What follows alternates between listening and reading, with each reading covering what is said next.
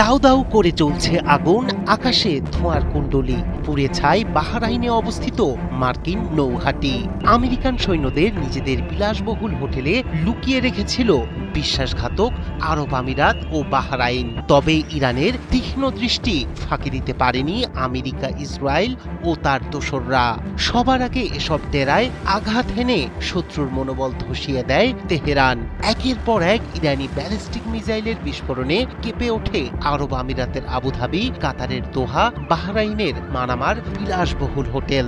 গোপনে এসব হোটেলে আশ্রয় নেয়া মার্কিন সৈন্যদের নিরাপদ ডেরা মুহূর্তেই পরিণত হয় টার্গেটে। খামেনির যোদ্ধাদের ছোড়া শক্তিশালী মিসাইল আর ড্রোন ছিন্ন ভিন্ন করে দিল সেই আড়াল। সাইরেনের শব্দে আতঙ্ক ছড়ালো পুরো অঞ্চলে। বার্তা একটাই, ইরানের নজর এড়িয়ে কেউ নিরাপদ নয়। মধ্যপ্রাচ্যের মানচিত্রে শুরু হয়েছে প্রতিশোধের নতুন অধ্যায়। খামেনি হত্যার প্রতিশোধে মত্ত ইরানি যোদ্ধাদের আঘাতে কাঁপছে গোটা মধ্যপ্রাচ্য। ইরানের নতুন দফার হামলায় সংযুক্ত আরব আমিরাত, কাতার, কুয়েত ও বাহরাইনে ছড়িয়ে পড়েছে চরম উত্তেজনা। রাজধানী আবুধাবিতে রাতের নিস্তব্ধতা ভেঙে শোনা গেছে ভয়াল বিস্ফোরণ। আল জাজিরা বলছে শহর জুড়ে চলছে ইরানি মিসাইল ঝড়। একই সময়ে কাতারের রাজধানী দোহাতেও প্রায় আধা ডজন শক্তিশালী বিস্ফোরণের শব্দ শোনা যায়। এতে স্পষ্ট ইঙ্গিত মিলছে থেমে নেই ইরানের হামলা। একই চিত্র বাহরাইনেও।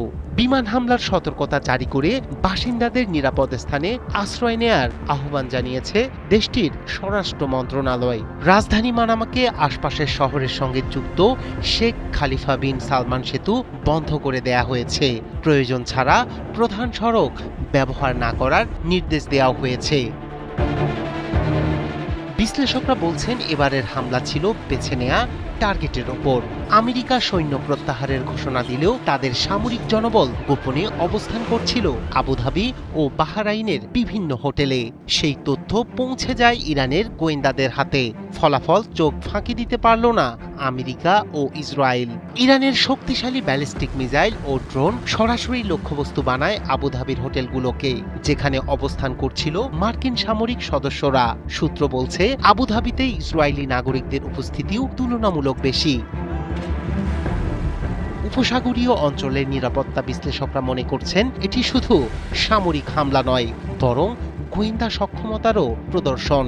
ইরান দেখাতে চেয়েছে তাদের নজর এড়িয়ে নিরাপদে থাকা সম্ভব নয়। এখন প্রশ্ন, এই সংঘাত কতদূর গড়াবে?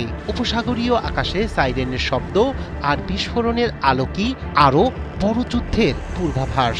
আবারও অগ্নিগর্ভ এক মোড়ে দাঁড়িয়ে মধ্যপ্রাচ্য। রায়হান কবির, শুভ্র, ৭১।